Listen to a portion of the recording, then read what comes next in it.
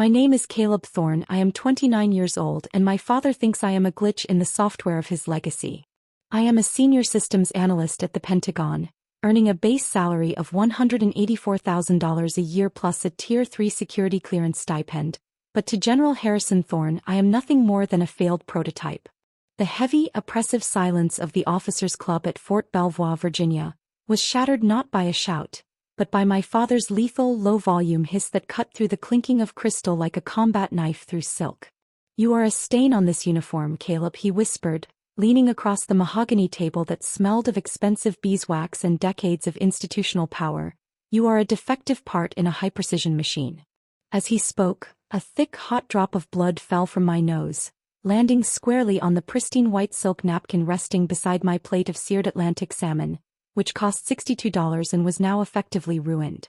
I did not move. I watched the crimson stains spread through the high-thread count fabric, a perfect circle of failure in the middle of a room filled with metals and starched collars. My father's eyes, the color of cold Chesapeake Bay water, didn't show concern.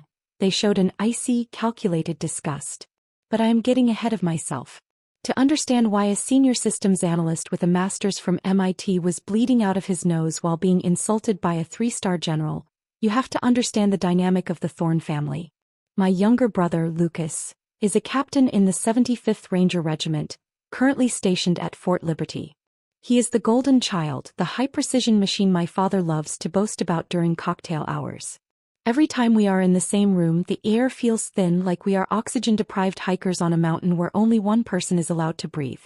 I spent my childhood trying to match Lucas's physical prowess, but while he was breaking records on the obstacle course, I was dismantling the family's Dell Latitude laptop to see how the motherboard handled overclocking.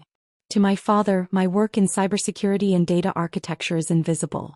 If you can't kill it with a rifle or lead it into a breach, it doesn't exist in his world. The lights in the club were dimmed, casting long, dramatic shadows against the oil paintings of former commanders. I could hear the rhythmic ticking of a grandfather clock in the corner, a 19th-century mahogany masterpiece that chimed every 15 minutes to remind everyone that time was the only thing the military couldn't court-martial. I reached out with a trembling hand, my fingers brushing the cool stem of a Riedel wine glass filled with a $25 pour of Cabernet. My father's hand shot out, his grip tightening on my wrist with the force of a man who spent his mornings crushing grip strengtheners at his desk. He didn't care about the blood. He didn't care that my blood pressure was spiking because of the stress-induced migraine that had been building since we pulled into the parking lot in his 2024 midnight blue Cadillac Escalade. He only cared about the optics. He looked at the blood on the silk and then looked at me, his lip curling in a way that told me I was the greatest disappointment of his 58 years of life. Now let me take you back to the moment I realized that being the black sheep meant more than just being ignored. It meant being hunted by your own blood. This dinner wasn't a celebration of my recent promotion. It was an interrogation. He wanted to know why I had flagged a specific procurement file at the Pentagon, a file linked to a private defense contractor he consulted for. In the world of high-stakes military politics, family is supposed to be a shield, but in the Thorne family, blood is just a medium for stains. I looked at him, the metallic taste of iron filling my mouth, and realized that the precision machine he loved so much was about to face a system error he couldn't override. Family isn't about shared DNA. It is about who stands by you when the machine finally breaks. My life is a meticulously balanced sheet of calculated sacrifices where every penny is accounted for and every heartbeat is monitored by a digital ghost of my own making. While most people my age are out enjoying the nightlife of Washington, D.C., I am usually hunched over a flickering terminal in a 480-square-foot studio apartment in a nondescript corner of Arlington, Virginia. The air in my living space is perpetually dry and smells faintly of ozone and heated copper because the room is packed with 3 custom-built rack servers that hum like a hornet's nest. I drive a 12-year-old silver Honda Civic with a rusted rear quarter panel and a transmission that groans every time I shift into gear. A vehicle that looks entirely out of place in the high-security parking lot of my workplace. This modesty isn't a choice driven by a lack of funds, considering my position as a senior systems analyst for the Pentagon, but rather a necessity born from the parasitic relationship I have with my own bloodline. My sister, Major Beatrice Mitchell, is the golden child of the family, A woman who parades through the halls of the Pentagon in $900 bespoke leather boots and tailored uniforms that cost more than my monthly rent. Her extravagant lifestyle, her weekend trips to the Hamptons, and her pristine 2024 Audi Q8 are all quietly funded by my mandatory donations to the Mitchell Family Trust, a fund I am coerced into filling under the guise of family loyalty and my supposed status as the sickly liability. In the eyes of my parents and the military social circles they frequent, I am the fragile one, the boy with the chronic respiratory issues and the unstable temperament who had to be hidden away in a basement office while Beatrice climbed the ranks. They treat me like a shameful secret, a biological error that needs to be managed and kept out of the spotlight to protect the Mitchell legacy. The irony is so thick it feels like a physical weight in my chest because while Beatrice spends her days in endless meetings discussing optics and administrative protocol, I am the one actually keeping the Pacific Fleet's digital eyes open during the midnight watch. I am the one who identified the zero-day vulnerability in the Aegis Combat Systems communication bridge last Tuesday at 3 a.m, prevented a catastrophic data leak, and logged it under a pseudonym so my family wouldn't have to acknowledge my competence. My daily routine involves checking my own medical monitors, which are synced to a dedicated server under my desk, tracking the arrhythmias that my father claims are a sign of weakness but are actually the physical manifestation of the stress of carrying their financial and reputational weight. I remember a specific evening last month when I had to skip dinner because I was busy patching a backdoor entry point in the Navy's logistics network while Beatrice was posting photos from a 5-course gala at the Mayflower Hotel. She looked radiant in the glow of the crystal chandeliers, wearing a necklace that cost exactly $4,200, a sum that had been transferred from my account to the trust just 3 days prior. My dinner that night was a lukewarm bowl of instant ramen and a generic brand protein shake, consumed while I sat surrounded by the blinking blue and green LEDs of my hardware. They see my tiny studio and my ancient car as proof of my inability to succeed, never realizing that my poverty is the very engine of their prestige. I am the silent architect of their comfort, a ghost in the machine of the Mitchell family who is tired of being told that I am the one who owes them a debt. Every time I see Beatrice's name in a departmental newsletter, I feel the familiar sting of a resentment that is starting to burn hotter than the processors in my server rack. The world thinks she is the protector, but I am the one holding the line in the dark, and I am beginning to realize that a machine can only run for so long on a defective power supply before the whole system finally crashes. The betrayal did not happen in some dark, secluded alleyway or behind the closed doors of a generic office. It unfolded under the suffocating opulence of the crystal chandeliers at the Fairmont Hotel in Washington, D.C., where the light fractured into thousands of mocking diamonds against the silverware. We were gathered in a private dining alcove that cost a minimum of $500 just to reserve, supposedly to celebrate my sister Beatrice's promotion to lieutenant colonel, but the atmosphere was devoid of any genuine celebratory warmth. My father, Clayton Mitchell, a retired colonel who still wore his authority like a physical shroud of lead, sat across from me with a posture so rigid it seemed to defy the plush velvet of his chair. The table was littered with the remnants of our meal, including a bone and ribeye that cost $95 and smelled of rosemary and charred fat. But to me, the only scent in the air was the stinging, metallic odor of cowardice. Without a word of a toast or a single congratulatory remark toward his daughter, Clayton reached into his leather briefcase and slid a cheap 15-cent manila folder across the white linen tablecloth until it bumped against my wine glass.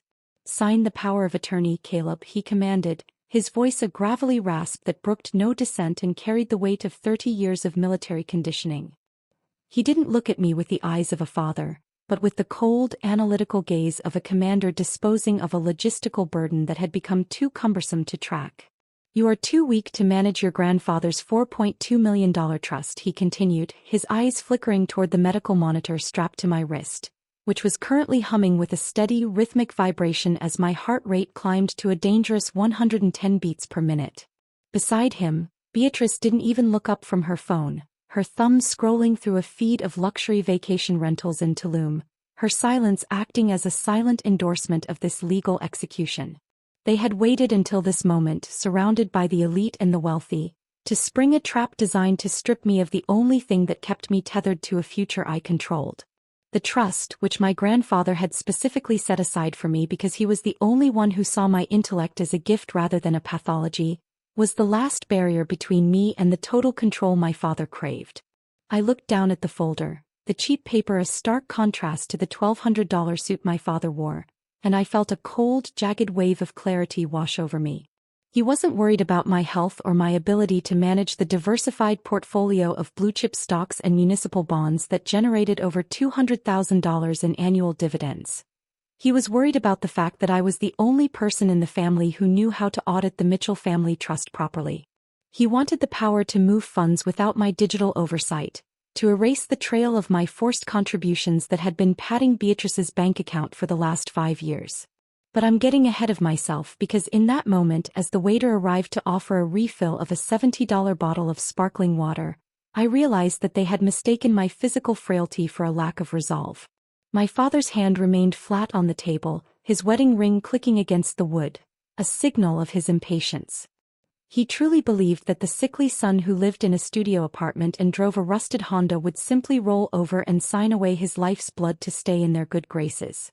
The irony of the situation was that my grandfather, a man who built a fortune in logistics, always told me that the most dangerous part of any machine is the part you think is broken.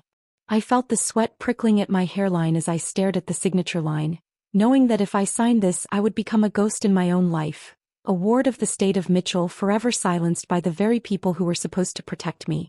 I looked up at Clayton, seeing the wrinkles of age and the hard lines of a man who had never known a day of true struggle, and I realized that the machine of our family was about to experience its first unrecoverable system crash. That night, sitting in my darkened studio apartment in Arlington, the only source of light came from the erratic flickering of my 3 32-inch Dell ultrasharp monitors, which cast a cold, clinical blue glow over the cramped room.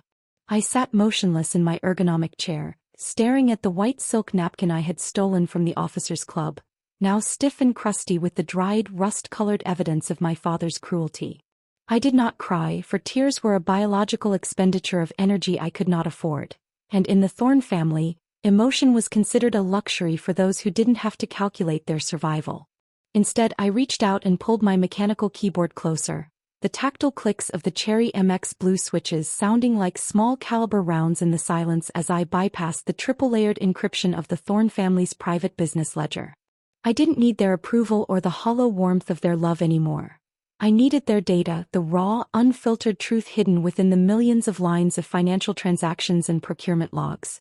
As a senior systems analyst, I viewed the world in patterns of corruption and efficiency, and as I scrolled through the internal audits of Thorne Medical Logistics, a company that held a $35 million annual contract with the Navy, a horrifying realization began to crystallize in my mind. I had spent my entire life believing that my physical frailty, the respiratory distress, and the sudden violent nosebleeds were a genetic curse passed down through a weakened lineage, a narrative my father reinforced every time he called me a defective part. However, as I cross-referenced the serial numbers of the specialized air filtration units and medical supplies that their company provided to the Pacific Fleet, the very same units my father had insisted I use in my own home to manage my condition, the data began to tell a different story. These weren't high-precision instruments of healing. They were refurbished substandard units from a defunct manufacturer in Shenzhen, bought for pennies on the dollar and rebranded with the Thorne family crest. My illness wasn't just a biological fluke. It was being actively exacerbated by the very machines my father claimed were keeping me alive, units that were leaking trace amounts of ozone and particulate matter far above safety thresholds. I looked at the medical monitor on my wrist, a device manufactured by a Thorne subsidiary, and realized it wasn't just tracking my heart rate. It was a leash calibrated to provide false readings that kept me dependent on a cocktail of expensive proprietary medications. The betrayal was no longer just emotional or financial. It was a slow-motion attempted murder disguised as paternal care. My father, Clayton, had turned his own son into a recurring revenue stream for the family trust, using my perceived weakness as a tax write-off and a way to test the limits of his substandard medical equipment before deploying it to the fleet. The smell of the room, which I had always associated with the safety of sterile technology, suddenly felt like a poison, the faint scent of ozone now a reminder of the toxicity flowing through my lungs. I felt a cold, sharp clarity settle into my bones, a realization that the man who had called me a stain on his uniform was the one who had been pouring the ink. I pulled up a secondary terminal and began a deep packet inspection of the procurement files I had flagged at the Pentagon earlier that week, finding the direct link between my father's offshore accounts in the Cayman Islands and the shell companies that provided these lethal components. I wasn't just a systems analyst anymore. I was a forensic investigator of my own slow death. Family is supposed to be the bedrock of your existence, but as I sat in the blue light of my servers, I understood that family is just a collection of people who know exactly where to strike to make the most impact. The machine was indeed broken, but for the first time in 29 years, I wasn't the part that was failing. I was the one who was about to rewrite the entire operating system. I spent the next 72 hours submerged in a digital war room of my own making, the air in my studio apartment thick with the heat radiating from 3 overclocked servers and the bitter metallic smell of high-grade espresso. I did not sleep, for sleep was a vulnerability I could no longer afford, while I systematically dismantled the myth of the Thorn family integrity one data packet at a time. To ensure the destruction was absolute, I hired a forensic auditor out of Geneva who charged $450 an hour and specialized in tracing the kind of dark web financial footprints my father thought were invisible. Alongside him, I retained a maritime lawyer from a prestigious firm in Annapolis who wore a sharkskin suit that cost more than my first 2 years of college tuition and possessed a reputation for sinking corporate giants with the clinical precision of a torpedo. Together, we worked across encrypted channels to gather 114 gigabytes of damning evidence that painted a picture of systemic, cold-blooded greed. This wasn't just about a few misplaced decimals or a minor accounting error.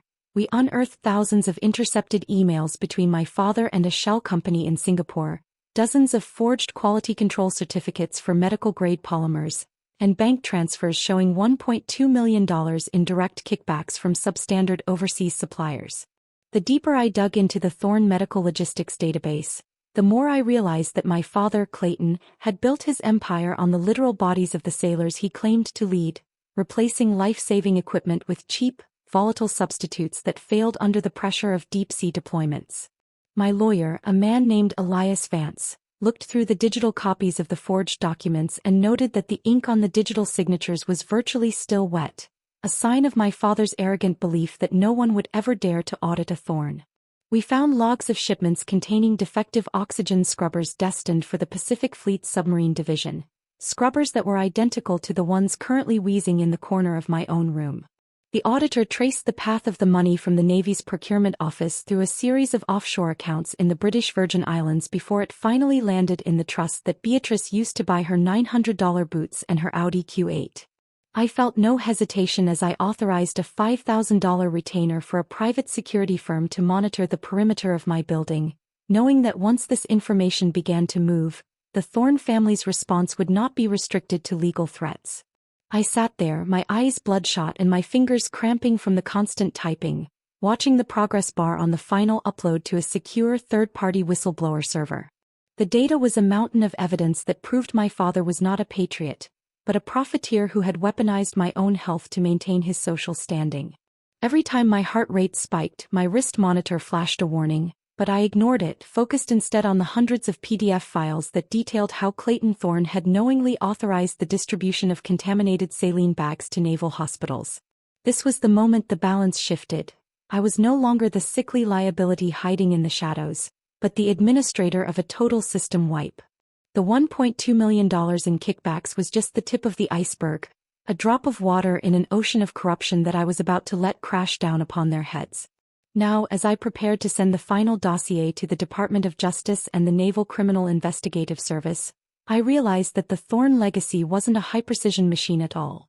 It was a crumbling ruin held together by lies, and I was the one pulling the final support beam. Family is supposed to be the harbor in the storm, but I had learned that sometimes you have to burn the harbor down just to see the stars and find your way to safety. The trap was not a physical snare but a digital and social execution set against the backdrop of the Navy's annual charity gala at the Ritz-Carlton, where 450 guests in immaculate full-dress blues created a sea of gold braid and rigid tradition. I arrived 30 minutes late, my presence a stark contrast to the military uniformity, wearing a $3,000 charcoal gray Tom Ford suit that I had purchased with the very last of my liquid savings, a garment that cost more than the blue book value of my rusted Honda Civic. I felt pale, my skin nearly translucent under the weight of the chronic respiratory strain, but my stride was steady as I navigated the ballroom floor, which was polished to a mirror shine that reflected the thousands of flickering candles. In the center of the room, beneath a vaulted ceiling that amplified the polite murmur of high society chatter, my father, Clayton Mitchell, stood as the undisputed son of a solar system composed of 3-star admirals and defense contractors. He was mid-sentence, his voice booming with the practiced resonance of a man who believed his own lies, bragging about the Mitchell excellence and the unwavering reliability of Thorne Medical Logistics in supporting our boys at sea. When his gaze finally drifted toward the entrance and landed on me, his face underwent a violent transformation, turning the bruised, sickly color of a cheap Merlot as his smile curdled into a mask of suppressed rage. He didn't see a son. He saw a liability that had wandered out of its cage, a glitch in the carefully curated program of his evening. I could see my sister, Beatrice, standing just behind him, her hand gripping a flute of vintage Krug champagne that cost $300 a bottle, her eyes widening in a mixture of confusion and sudden, sharp alarm. My father excused himself from the circle of high-ranking officers with a curt nod, stepping toward me with the predatory grace of a man used to crushing dissent before it can reach the ears of his superiors. The smell of the room was an overwhelming mixture of expensive cologne, floor wax, and the floral arrangements that cost $20,000 for the night. But as Clayton reached me, the only thing I could smell was the stale scotch on his breath. He leaned in close, his hand gripping my shoulder with enough force to bruise the bone beneath my tailored jacket, and whispered that I was an embarrassment who should have stayed in my hole. I didn't flinch, nor did I look away from his cold, predatory eyes, because I knew that in my pocket, my smartphone was synced to the ballroom's massive overhead projection system, a system I had bypassed 3 hours earlier using a simple administrative override code I'd found in the hotel's unencrypted maintenance logs. Now let me take you back to the moment I pressed the first command on my screen while my father continued to hiss insults into my ear about my weakness and my supposed mental instability. He thought he was protecting a legacy, but he was actually standing on a trapdoor I had spent 72 hours meticulously greasing. I looked him dead in the eye and told him that the high-precision machine he loved so much was about to undergo a forced reboot. As the lead admiral began his keynote speech about the importance of integrity in the supply chain, the 2 massive 80-inch LED screens flanking the stage flickered, the promotional video of Navy destroyers cutting through waves suddenly replaced by a high-resolution scan of the forged quality control certificates and the bank transfer logs showing the $1.2 million kickbacks. The room went silent, a vacuum of sound so absolute that you could hear the soft hum of the air conditioning units that were, ironically, the very same defective models my father's company had sold to the fleet.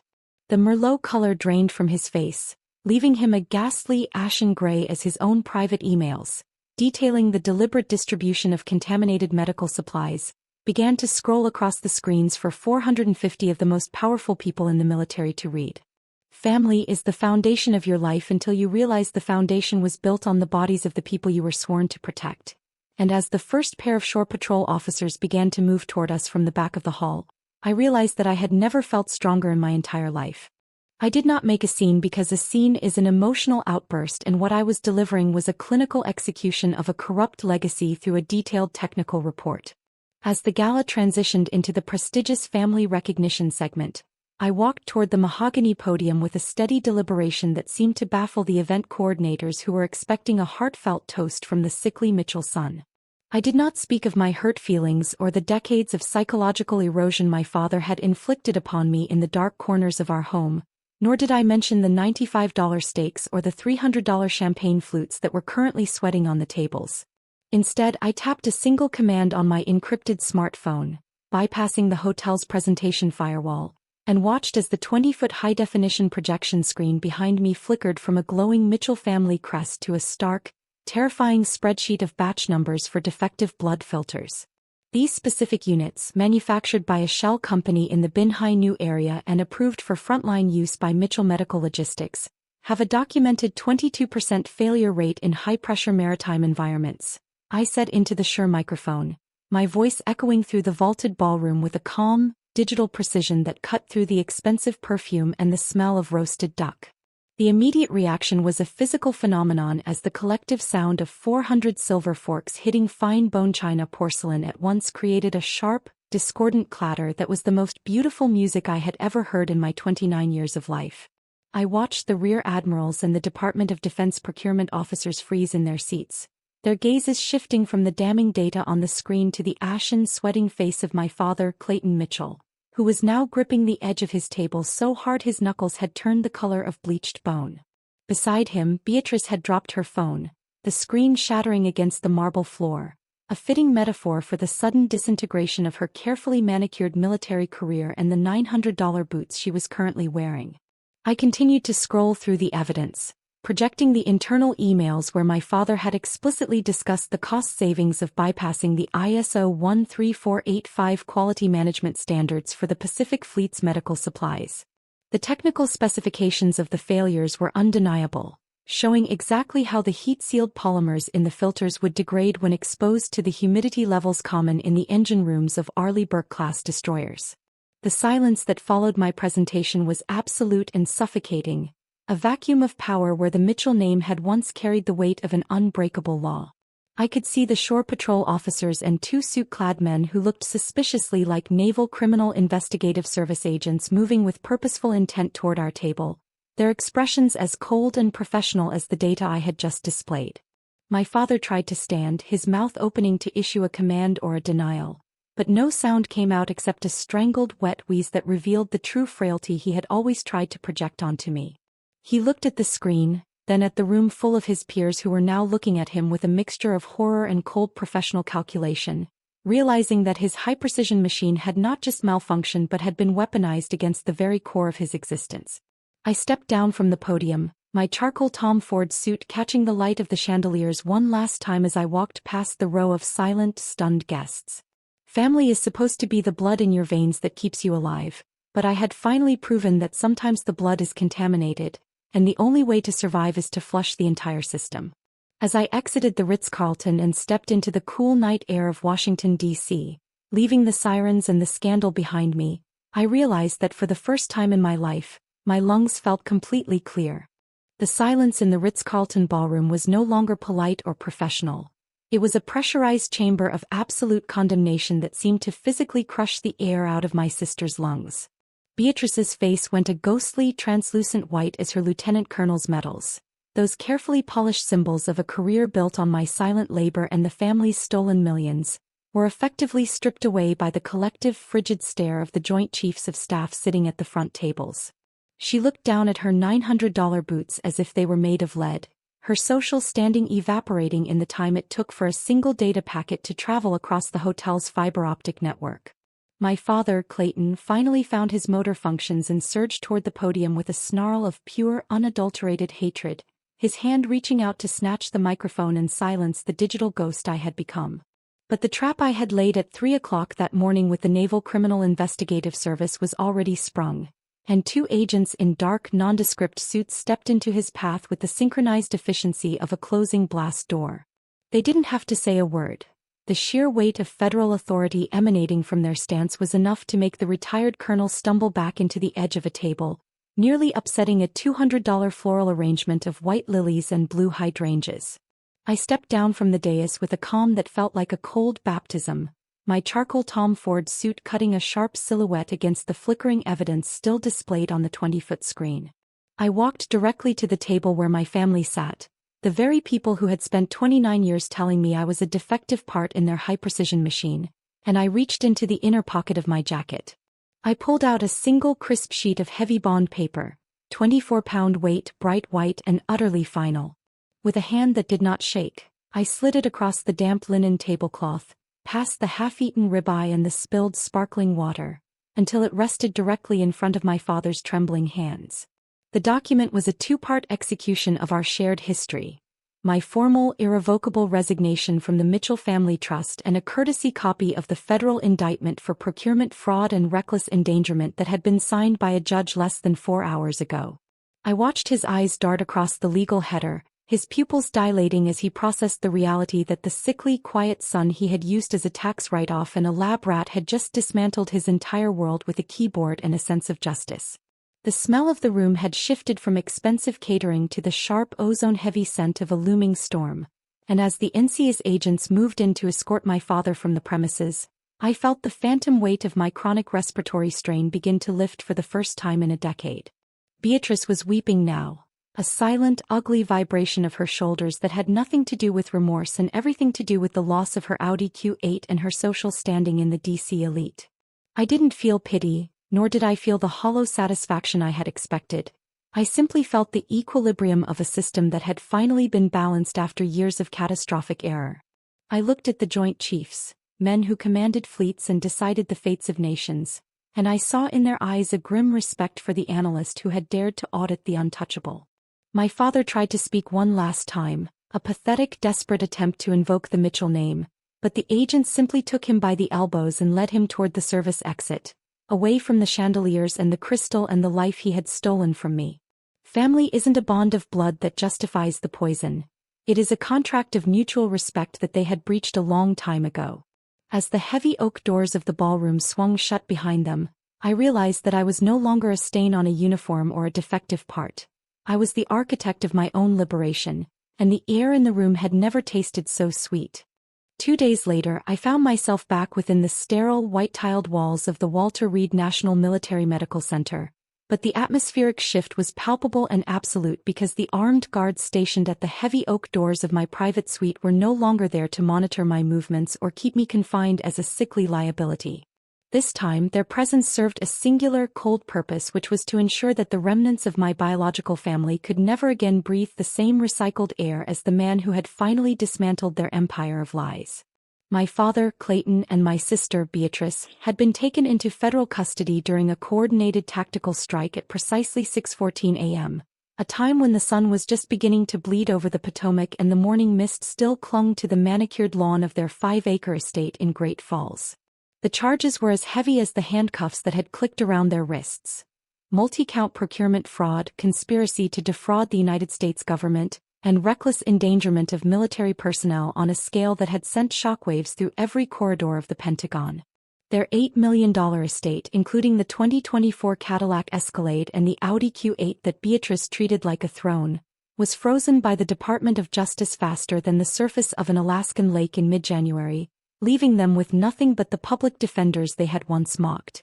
I sat propped up against the crisp high-thread count hospital linens, watching the steady rhythmic green line of a state-of-the-art medical monitor that was not manufactured by a Mitchell subsidiary, its cooling fan emitting a soft, trustworthy hum that replaced the jagged wheezing of my old equipment. The air in my room was filtered through a triple HEPA industrial system that cost $12,000 to install, and for the first time in nearly a decade, the constant, low-grade inflammation in my lungs was beginning to recede like a toxic tide. Now let me take you back to the moment the lead NCIS investigator, a woman with eyes like flint and a voice that sounded like shifting gravel, walked in to hand me the final inventory of the seized assets. She told me that among the files recovered from my father's private safe were memos detailing exactly how much they had saved by substituting medical-grade silicone with industrial-grade polymers in the filters they sent to the Pacific Fleet. The sheer, calculated coldness of the data was staggering, showing that they had traded the lives of thousands of sailors for an extra 3% margin on their quarterly dividends, a price they were now paying with their own freedom. But I am getting ahead of myself because the real victory wasn't just seeing them in orange jumpsuits or watching their bank accounts vanish into the federal void.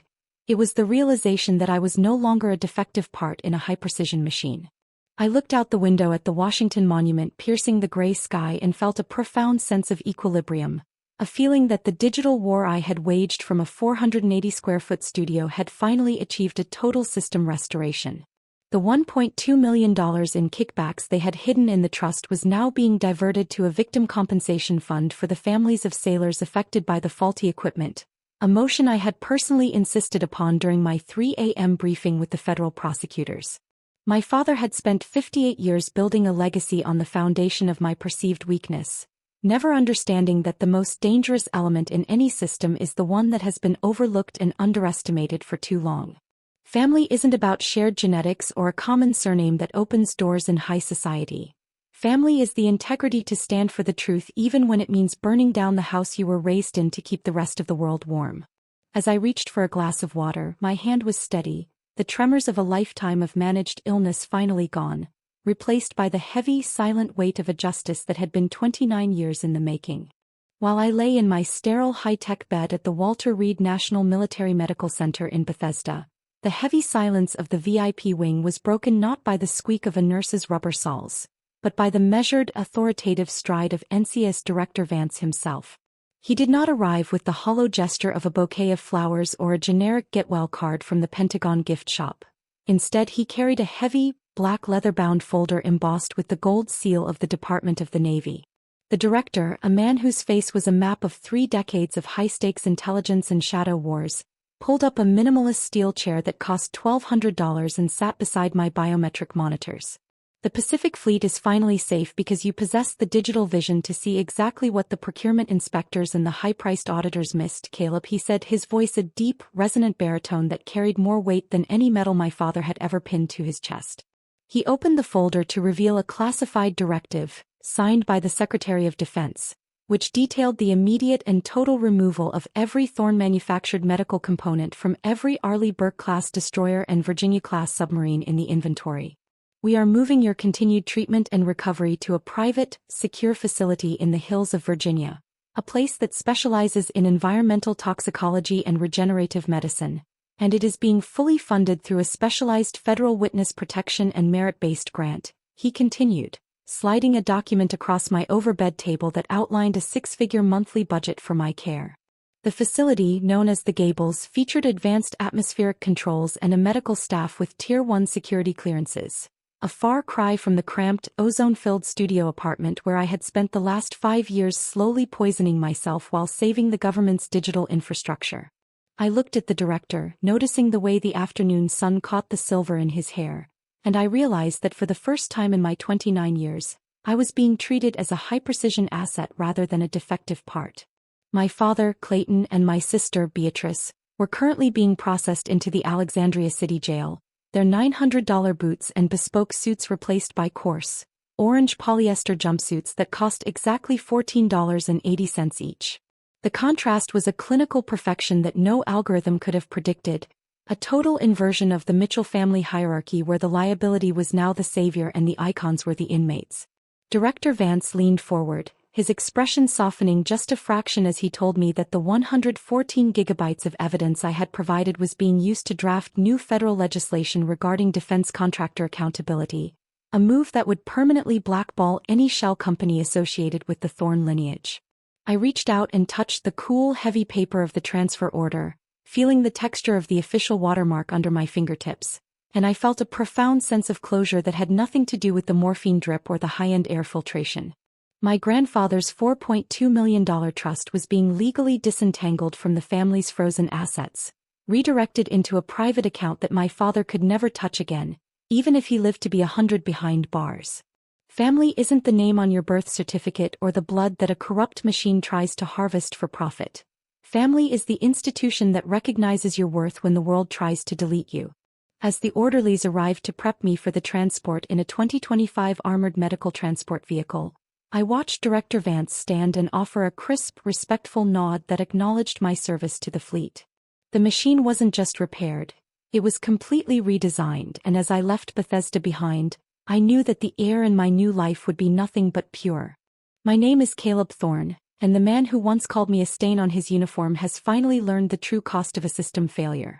Sitting in the clinical high-tech silence of my new recovery suite at the Gables, I received a desperate handwritten letter from the Alexandria City holding cell where my father, Clayton, was currently being processed alongside the common criminals he had spent a lifetime looking down upon. The paper was cheap, low-grade yellow legal pad material that felt rough against my fingertips, a stark contrast to the heavy bond stationery he used to demand for his official correspondence. His handwriting, once a disciplined and rigid script of a high-ranking officer, was now a frantic, shaky scrawl that reeked of a man who realized the walls were finally closing in. He didn't ask about my health or the status of the respiratory inflammation he had helped cultivate. Instead, he begged for a perverted version of family loyalty and a $500,000 bail loan to be wired from the grandfather's trust that he no longer had the legal authority to touch. I did not feel the familiar pang of guilt or the instinctive urge to please him that had governed the first 29 years of my existence, nor did I feel the need to pick up the phone to hear his excuses. Instead, I picked up my specialized tablet, opened the high-resolution scanning application, and converted his desperate plea into a searchable PDF file with the clinical detachment of a forensic auditor. Within 45 seconds, that digital file was attached to an encrypted email and sent directly to the lead federal prosecutor as primary evidence of continued attempted witness manipulation and financial coercion. I watched the sent confirmation flash across my screen in a soft, satisfying green, knowing that this single digital transaction had likely added another 5 to 10 years to his eventual sentencing. My father had spent his life treating me like a defective part in his high-precision machine, never realizing that a part he deemed broken could still function perfectly as a whistleblower and a guardian of the truth. Beside his letter, I found a secondary note from Beatrice, written on the back of a booking receipt, lamenting the loss of her social standing and the fact that her $900 boots had been replaced by foam rubber shower shoes that cost less than a cup of cafeteria coffee. I treated her note with the same digital finality, scanning it and adding it to the evidence locker before I navigated to the settings menu on my secure communication device. With 3 precise taps, I deleted every phone number, every archived voice message and every trace of the Mitchell name from my contact list, effectively blocking them from my life with a permanent software-level firewall that no amount of military rank could bypass. The Mitchell legacy was not a fortress to be defended but a toxic waste site that required total containment and remediation. I leaned back against the ergonomic pillows of my bed, listening to the hum of a state-of-the-art air purification system that was actually doing its job, and felt the last of the psychological tension evaporate from my chest. Family is not a blood oath that requires you to drown alongside the people who pushed you into the water. Family is the bridge you build toward a future where you can finally breathe without a monitor tracking your decline. I looked at the window where the Virginia sun was setting in a brilliant display of orange and violet, reflecting off the polished surface of my new workspace.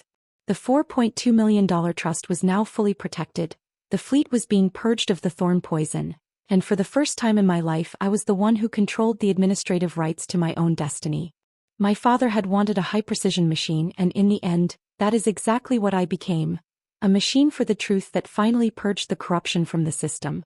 As I closed the ledger on the Thorne family for the last time, I realized that the most powerful thing you can do to a ghost is to stop believing in its power. The air in the room was cold, clean, and entirely mine, and the silence that followed was not a void but a sanctuary. Now, I live in a custom-built high-efficiency glass and cedar residence nestled on the rugged coastline of Monterey, California, where the property alone was appraised at $3.4 million and the only sound that penetrates the triple-paned windows is the rhythmic low-frequency thrum of the Pacific Ocean hitting the cliffs below. The air in this house is filtered through a commercial-grade HVAC system with medical-grade HEPA filters and a specialized UVC purification array that costs $68,000 to install, ensuring that every breath I take is chemically pure and free from the ozone-heavy toxins that my father used to pump into my lungs. My health is stabilizing with a clinical precision that would have baffled my previous doctors because the medicine I am now taking is no longer sourced from the Thorne Mitchell corrupt supply chain, but is instead custom formulated at a Tier 1 research facility in Palo Alto that I fund through the interest on my grandfather's $4.2 million trust. The chronic inflammation that once felt like a hot, jagged stone in my chest has receded, replaced by a cool, expansive clarity that allows me to work 14 hours a day on the new cybersecurity protocols I am developing for the Department of Homeland Security under a private contract worth $212,000 annually. I am finally the undisputed commander of my own life, navigating a world where my name is no longer a footnote to a general's ego or a tax write-off for a major's luxury lifestyle. My daily routine is governed by a 20-25-hour ring that monitors my biometrics with actual accuracy, showing a resting heart rate of 58 beats per minute and a blood oxygen saturation that consistently holds at 99% without the need for a noisy, defective oxygen concentrator. In the mornings I drive a 2024 Porsche Taycan Turbo S in Neptune Blue, a silent, high-precision machine that represents the antithesis of the rusted, clattering Honda I was forced to drive when I was being bled dry by the family trust. I have replaced the $80 wine and the dry, rosemary-crusted steaks of the Officers Club with fresh, organic produce delivered from local farms and a collection of rare Japanese teas that cost $400 per tin, savoring the taste of a life that is no longer being subsidized by the suffering of sailors. My father and sister remain in the Federal Correctional Complex in Petersburg, Virginia, where their current existence is defined by gray concrete walls, communal showers, and a daily caloric intake that costs the government exactly $3.80. I recently received an update from the federal prosecutors stating that their final appeal was denied, cementing their 15-year sentences for procurement fraud and ensuring that the Mitchell name will remain synonymous with the very bottom of the military-industrial complex's history. I have scrubbed every digital footprint they ever left on my hardware, and the black manila folder that once held the power of attorney papers has been shredded and incinerated, its ashes long gone into the Monterey Bay breeze. There are no more monitors beeping in the middle of the night to warn me of a manufactured crisis, and there are no more desperate letters from holding cells because I have set up a server-side script that automatically redirects any correspondence from federal prison facilities into a digital void. Family is not a biological sentence of slow death, nor is it a blood debt that requires you to sacrifice your lungs so someone else can wear $900 boots. I have learned that the most important system override a human can perform is the one that deletes the people who profit from your pain. As I stand on my deck looking at the vast, indigo horizon of the Pacific, I realize that the high-precision machine I was always meant to be is finally running on a clean, independent power source, and for the first time in 29 years, I am breathing deeply in a world that I finally own.